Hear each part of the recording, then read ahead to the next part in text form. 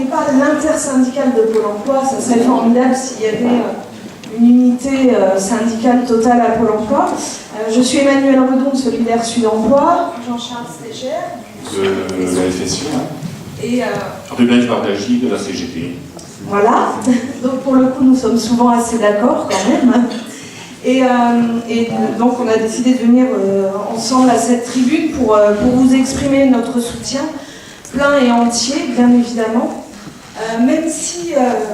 on regrette que le directeur général du travail ait estimé que les inspecteurs n'avaient pas compétence pour entrer dans les locaux de Pôle emploi et donc ne peuvent pas intervenir pour y défendre les salariés qui sont depuis la fusion ANPE-ACDIC majoritairement de droit privé désormais. Même si nous avons peu l'occasion de travailler ensemble dans des combats communs, nous savons que celui que vous menez aujourd'hui, il est essentiel à la fois pour nous, salariés de Pôle emploi, mais aussi pour les personnes qui viennent frapper à la porte de Pôle emploi tous les jours, qui sont les chômeurs, ou bien les futurs chômeurs, menacés de licenciement, souvent victimes de harcèlement, souvent victimes de conditions de travail déplorables, de salaires impayés, etc., etc., et que nous accueillons jour après jour dans nos locaux, dans des situations de souffrance accrues. C'est pour ça qu'on est là aujourd'hui, je pense, hein. Solidairement. Je rajouterai, en tant que fille d'inspecteur du travail qui s'est fait tirer dessus dans le cadre de son métier, et en tant que conseillère du salarié, qu'on sait combien l'engagement militant des inspecteurs et des inspectrices du travail est essentiel dans ce pays, mais qu'il ne saurait suffire, bien évidemment, et que c'est la lutte collective des salariés du public et du privé, j'entendais un camarade de la CGT le dire tout à l'heure, qui est fondamental dans ce combat juste que vous menez.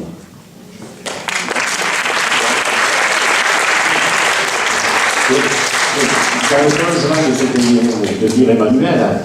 je rajouterais bien que ce que nous vivons aussi comme militants syndicaux à Pôle emploi qui est l'une des manifestations du démantèlement du service public de l'emploi, une émanation lointaine mais évidente de ce qu'ont été des missions assurées par le ministère du Travail. Ce que nous vivons à Pôle emploi en tant que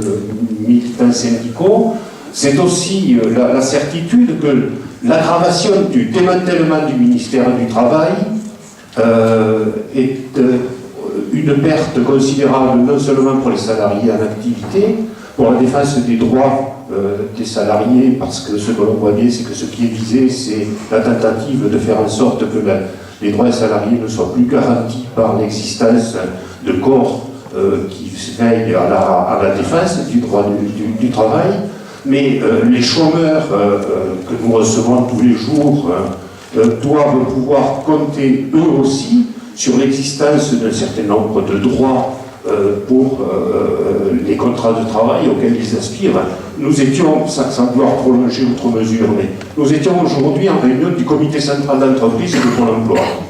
Oui, cette institution nationale publique est dotée d'un comité central d'entreprise et non pas d'un comité technique comme l'essentiel, comme la plupart des institutions publiques de ce pays. Eh bien, aujourd'hui, au comité central d'entreprise de Pôle emploi, l'une des choses que nous avons vues, c'est par exemple que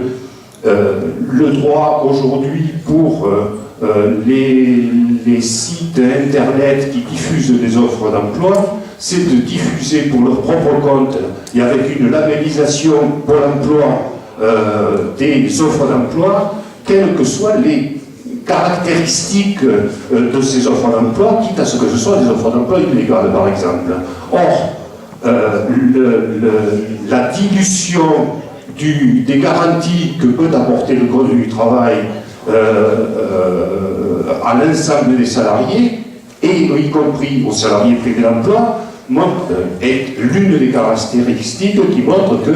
le démantèlement du ministère du Travail, dont vous êtes